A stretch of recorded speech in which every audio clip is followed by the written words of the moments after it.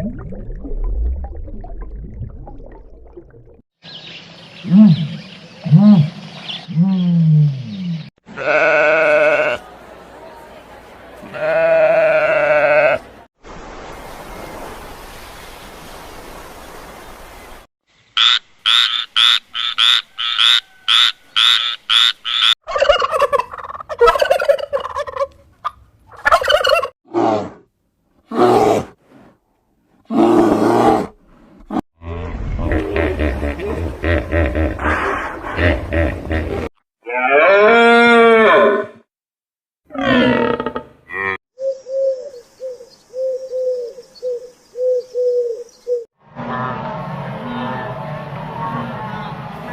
giới xung quanh. Theo các nghiên cứu, trái đất có khoảng 8,8 triệu loài vật.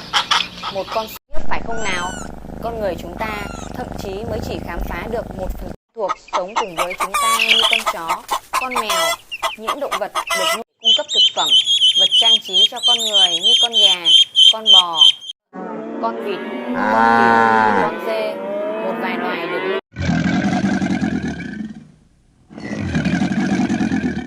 Ngoài những loài vật quen thuộc, những loài đứng sau cùng của chuỗi thức ăn là các loài động vật ăn thịt, động vật săn bắt các con vật khác làm con mồi, có thể đến là loài báo, loài vật chạy nhanh nhất, những con cáo danh ma, săn những loài gặm nhấm nhỏ, chó sói săn mồi theo đàn, nổi tiếng